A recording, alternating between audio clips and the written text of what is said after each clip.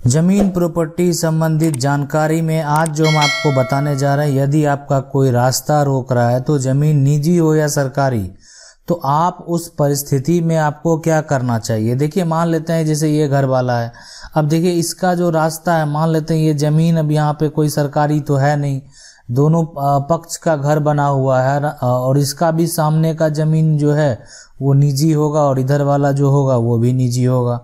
तो अब है कि जैसे मान लेते हैं वो जो घर है और उसके सामने का जो पोजीशन है, अगर उसको देखें तो मान लेते हैं ये जो घर है उसका बना हुआ इस पोजीशन पे आप देख सकते हैं, एक लास्ट में यहाँ पे घर बना हुआ और इधर भी घर है और इधर भी घर है।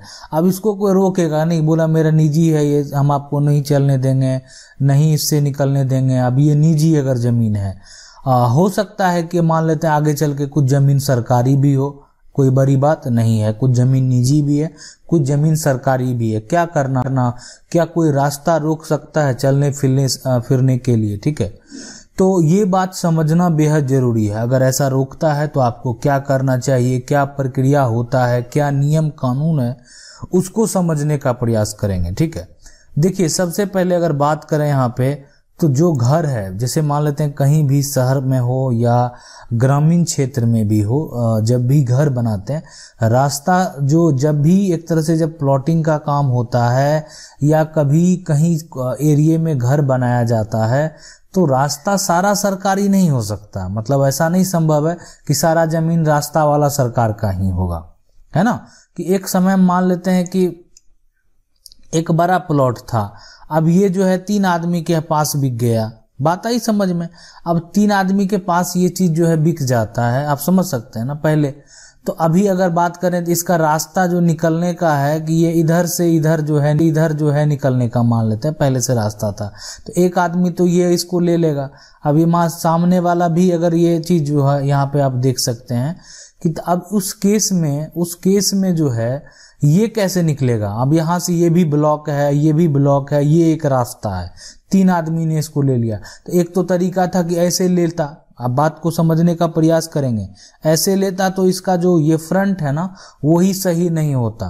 तो नियम क्या कहता है कि देखिए जब वो घर बनाएगा, मान लेते हैं, तो अपने घर से जो रास्ता का निकासी होता है ना, दोनों पक्ष के लोग 3 फीट जमीन को छोड़ेंगे। जैसे वो भी इधर वाला भी छोड़ेगा तो 3 फीट और उधर वाला भी 3 फीट छोड़ेगा, दोनों जो है बीच में जो देख रहे हैं ना, ये 3 फीट जमीन जो है ये छोड़ देगा।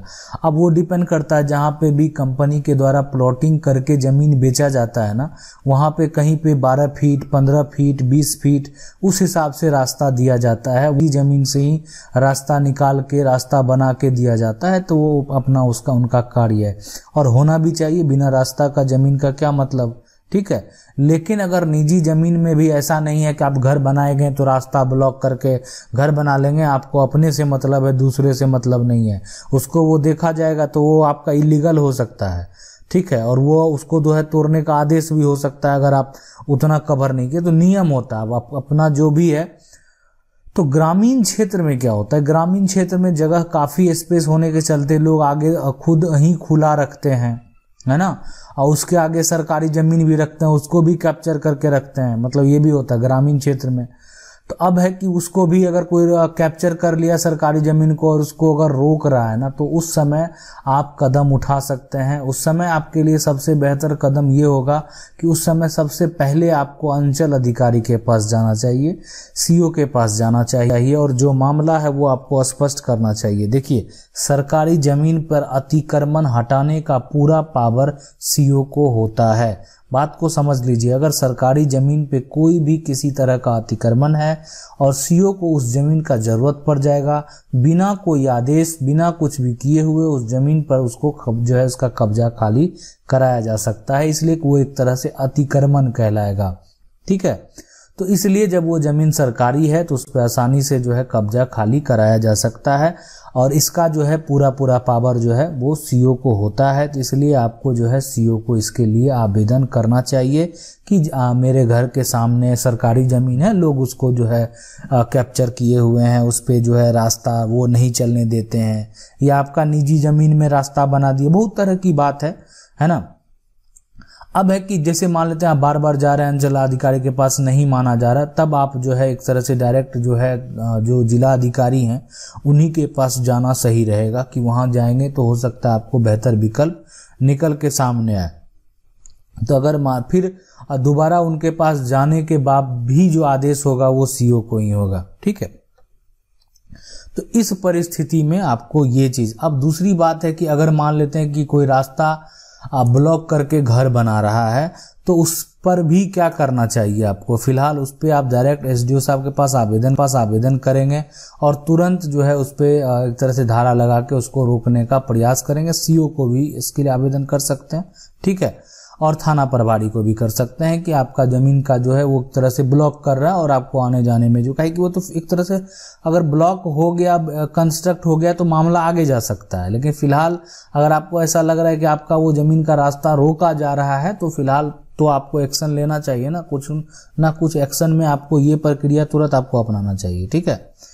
तो ये आप जो है प्रक्रिया कर लेंगे और उसके बाद जो होता है ना उसके हिसाब से फिर आप जो है थाना प्रभारी के पास भी जाएंगे और ये सारा मामला स्पष्ट करेंगे और उसको जो है फिलहाल उस पर स्टे लगवाएंगे, ताकि वो जो है जो भी कंस्ट्रक्शन है या मान लेते बाउंड्री से घेर रहा होगा, जो भी कर रहा वो नहीं हो सके। इसलिए कि देखिए ऐसा नहीं है कि मतलब रास्ता बिना छोड़े आप सारा काम कर लीजिएगा। आप अगर देखें कि जो भी अगर शहर से बिलोंग करते होंगे, जो सिटी में घर बनाए होंगे कभी ना कभी, तो उनको पता होगा कि वो नगर निगम से नक्शा जब पास कराते हैं तो उस समय वो भी देखा जाता है कि आपको कितना छोड़ना है, मतलब आपका जो रोड है ना उससे आपको कितना छोड़ के आपका बिल्डिंग का कंस्ट्रक्शन करना है, ठीक है। ये सारा बात उस पेपर में मेंशन होता है। वो सारा बात मेंशन करने के बाद वो पेपर को वेरीफाई करके फिर जो है उस पर साइन करके परमिशन दिया जाता है। ऐसे नहीं कि आपका जितना दूर से जमीन है वो सारा जमीन पे आप जो है पूरा अपना कंस्ट्रक्शन करके घर बना लीजिएगा ताकि आने जाने का जो है पूरा रास्ता ब्लॉकेज हो सके। तो ऐसा वहां पे कोई नियम और कानून ही नहीं है, ठीक है। तो इसलिए वो सारा कुछ जो है परमिशन होता है। लेकिन गांव में ऐसा नहीं होता है। गांव में लोग क्या कहते हैं, वो लगता है उनको ये मेरा निजी जमीन है तो हम इसमें चलने काहे देंगे, सीधी सी बात है, इसमें क्यों जाने देंगे, इसमें क्यों निकलने देंगे, बहुत तरह की बात गांव में होती है। तो उस चीज़ों के लिए अगर ऐसा कोई कर रहा है ना, अगर ऐसा कोई आपके साथ कर रहा है और ऐसा अगर इस पे कोई भी अगर प्रक्रिया कर रहा है तो आपको तुरंत एक्शन लेना चाहिए, ठीक है। और एक्शन लेने के लिए जो है हम बता दिए कि यही नियम कम। हाँ, इसके अलावा देखें एक चीज़ और होता है कि हर ग्राम की अगर बात करें तो ग्राम में होता है ग्राम पंचायत। ग्राम पंचायत में जो सरपंच होता है ना, अब सरपंच का बनाया हुआ कागज, जो फैसला का कागज होता है, वो हर जगह वैलिड होता है। आप एसडीओ कोर्ट में जाएं या मान लेते हैं उसके जिलाधिकारी के कोर्ट में जाएं या आप सिविल कोर्ट में जाएं, जो सरपंच होता है ना उसके द्वारा बनाया हुआ कागज का फैसला का मान्यता होता है। ऐसा नहीं है सरपंच का चुनाव क्यों होगा, कोई मान्यता ही नहीं रहेगा तो फिर क्यों उतना खर्च करके सरपंच और पंच को बहाल करना। तो वो जितने भी एक तरह से समझ सकते हैं जो जीत के आए हुए हैं, है ना, जो चुने हुए हैं, तो उनका मान्यता होता है, उनका जो पेपर होता है, उनके द्वारा जो पूरा पेपर तैयार करके सबका सिग्नेचर करके जो मिलेगा उसका मान्यता होगा, ठीक है। और कि अगर आप इसका रोकथाम मान लेते हैं तो वहां नहीं गए और ग्राम से करना चाहते हैं तो ग्राम पंचायत से भी आप इसका रोकथाम कर सकते हैं, है ना, ताकि हो सकता है वहां से भी अगर उसको इलीगल लगे तो वहां पे रोकथाम। तो तुरंत जो आप प्रयास करने में एक प्रयास ये भी है कि आप ग्राम पंचायत से, अगर आपको लगे कि आपका ग्राम पंचायत फेवर में नहीं है, उस दूसरे पक्ष के फेवर में है, आपका सपोर्ट नहीं कर रहा, तब फिर आगे ऊपर जो भी अधिकारी हैं उनका प्रक्रिया आप कर सकते हैं। तो इसलिए आपको एक माइंड में बात सेट कर लेना है कि किसी भी जमीन में जो है अगर बात करें रास्ता को तो वो नहीं रोका जा सकता है, वो संभव नहीं है कि किसी का रास्ता रोक दिया जाएगा, ठीक है। कारण ये है कि जो जमीन है और जमीन में जो आप देख रहे हैं कि ये रास्ता है और ये अगर दोनों पक्ष इधर से घर बना रहा है तो दोनों को कम से कम मिनिमम 3 फीट जमीन इधर वाले को और 3 फीट जमीन इधर वाले को छोड़ना ही होगा। अगर छोड़ेगा तभी वो आगे का प्रूफ है। उसके बाद देखिए ये चीज शहर में अलग अलग जगह अलग अलग इसका नियम है। कोई जरूरी नहीं हो सकता उससे ज्यादा भी जमीन जो है छोड़ना पड़े, कहे कि 6 फीट ज्यादा चौड़ा जमीन हुआ नहीं, ठीक है। कम से कम थोड़ा अगर एक शहर में देखें तो 20 फीट का रास्ता एक तरह से बेहतर होता है और वहां पे कॉलोनी वगैरह में 20 फीट का रास्ता कम से कम दिया जाता है। ज़्यादा से ज़्यादा जितना भी हो वो, लेकिन जो मोहल्ला होता है, जो एरिया होता है, उसमें कम से कम 20 फीट का रास्ता दिया जाता है। तो इसलिए अगर आपका निजी ज़मीन भी है ना, तो आप किसी को चलने से, निकलने से, ये सब से अगर उसका रास्ता है तो आप उसको कहीं भी, ग्रामीण क्षेत्र हो या शहरी क्षेत्र हो, कहीं भी नहीं रोक सकते हैं। आशा करते हैं वीडियो अच्छा लगा होगा। वीडियो अच्छा लगा वीडियो को लाइक जरूर कर दें। चैनल को पहली बार देख रहे हैं, सब्सक्राइब करके जो बेल आइकन है उसको जरूर दबा लीजिए। मिलते हैं अगली वीडियो में, तब तक के लिए जय।